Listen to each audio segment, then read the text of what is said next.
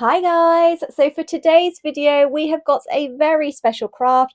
I am going to show you how to make your very own ceramic personalised book vase in whatever design you would like. Let's go over all of the items that you're going to need to create this beautiful book. So to create your ceramic book vase, you're obviously going to need a ceramic book vase.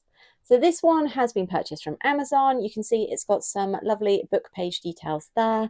These are available in different sizes. I've gone for a small one. It could be used for a vase or it could even be used for a pen pot. You're also going to need some water transfer paper in either laser or inkjet, depending on what printer you're going to use. If you're using an inkjet printer, you're also going to need an acrylic sealer. This one is from Hobbycraft, but you can also purchase it on Amazon. If you're using laser, this won't be needed. You're also going to need some water and a printer and something to design it in. I'm going to be using Canva. So before we get designing, we're going to talk a little bit more about the Waterslide transfer paper that Paper Cutz offers. Each of these are available in either inkjet or laser, and each are either with a clear backing or a white backing. Regular viewers will know that I only have a black and white laser printer, so I'm going to be using inkjet. And for this project, I'm going to be using the clear or the transparent film. I'm going to drop links for everything in the description box down below. You add it as a shape, then you can turn on the stroke outline, turn off the colour, and then measure each panel on the book. So you want the front, the back and the spine. Go to position and then you can adjust them in here. So we've got a height of 10.5 and a width of 8.3. We would then just do like I've done here and just move it over. We can then create our design within. Once you've found a book cover that you like the look of, if you go to customize this template, and Canva will then open it up. So to make sure we can drop it into our sized template, we're going to copy it and then pop it in like so. And that actually fits really well. We obviously need to make sure that the front cover goes on this way.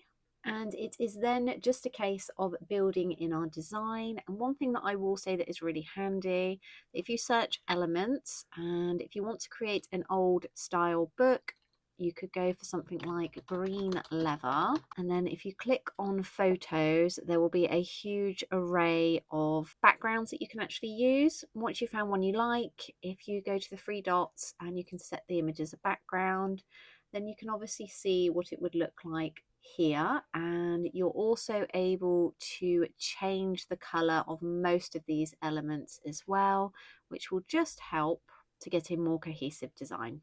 I've downloaded my image from Canva and I've opened it up in Affinity Designer just so that I can have a play around with it. So I'm really happy with how this all looks, and now it's time to print. So I am going to put this obviously on an A4 document. So I've created a blank A4. So now it's just a case of copying and pasting it into that blank document.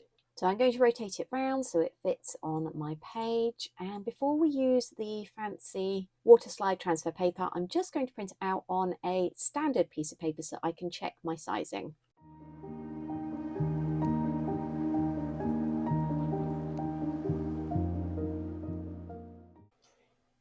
I've just printed this out really roughly, and we are going to firstly check that the printer has printed the correct size. And luckily it has. Obviously I made sure to turn off borderless. We're then going to cut this out and try it on for size on the actual ceramic vase itself. Now it is just a case of wrapping this round to make sure that we've got the right size. Now in truth I could probably go a little bit bigger here, so I think I will. So it's just a case of tweaking everything until you are happy with the final design, and this is why we create this on just a rough copy paper so that we don't waste any of the transfer paper. I've increased by 1 centimetre, and I'm sure you will agree that looks so much better. So when we have it edge to edge, we obviously need a little bit of the ceramic showing, because of this will prevent it from lifting and things like that during application. And that will be the spine. And then obviously I've added a little quote to the back. So now that I'm happy with the size, it is time to print on the actual inkjet water transfer paper itself. Now that I'm happy, we're going to print. So I'm going to be using my Canon IP8750 and I'm going to use properties.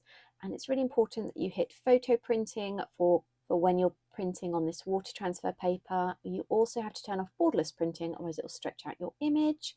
And we are going to change the media type to just glossy photo paper, change the size to A4, and the print quality is going to be high. Now it is really important that you leave this to fully dry before you touch it.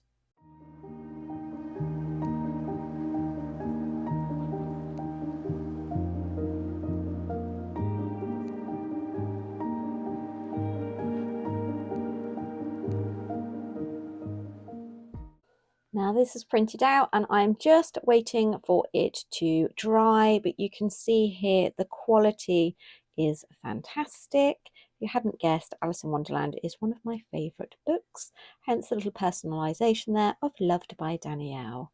And we're just going to wait for this to dry before I put on the acrylic sealer to make this completely waterproof before it gets dunked in the water. Ordinarily, I'd be using this stuff outside. However, we've had torrential rain for the last couple of days and it's still going, so I really don't want to be taking my paper items out there to spray because they get soggy. So instead it's really important that you use any acrylic sealers in a very well ventilated room. And we are going to go for 3 coats and we're going to make sure that it is left for 15 to 20 minutes between each coat to fully dry.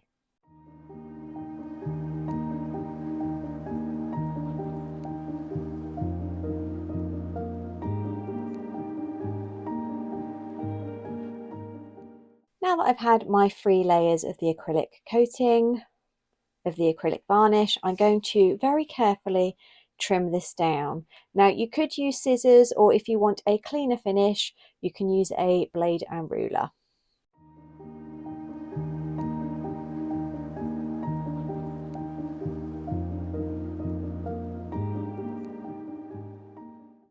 We now have our finished book cover and we need to make sure that the vase is completely free of any oils. So I would suggest just using some water, or if it is a bit greasy, making sure that you've got some washing up liquid in there to just completely clean it down, but just make sure that you remove any residue of any cleaning product that you might be using. Next up, we need to soak our book cover. So I have a nice big pot here that I'm just going to carefully put this into. Now you might find it's going to curl up, but if you carefully use your hands to make it flat, then as soon as it's started to absorb some of the water, you will find that it starts to flatten out again. So we're then going to just leave that for a couple of seconds and eventually it will start to separate the film from the backing paper. Now it's a good idea to get your vase in position so that when it is ready, we can obviously carefully apply it. And we are actually going to apply this a little bit at a time, just because it's such a large surface area, we don't want anything wrinkling up. So already that is starting to slide. So I would ordinarily remove this, but because I want to try and keep it as intact as possible, instead I am going to use the backing as a bit of a buffer. And it's then just a case of applying it and sliding it out.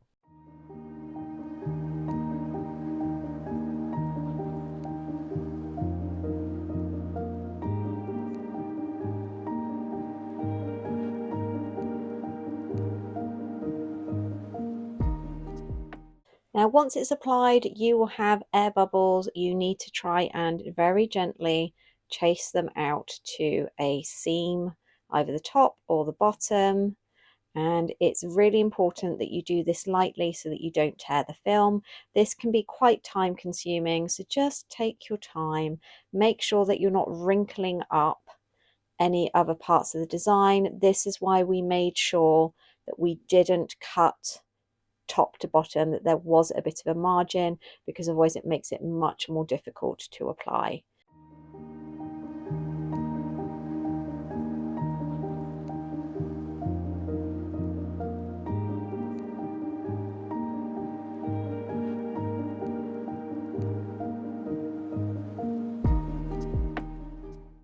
So once you've got out as many of the air bubbles as you can, it is time to leave it to dry. Now, in truth, you can use a hairdryer or something to speed up the process, but in my experience, it causes issues, especially if you're using ceramic or glass. So I prefer to just let mine dry naturally.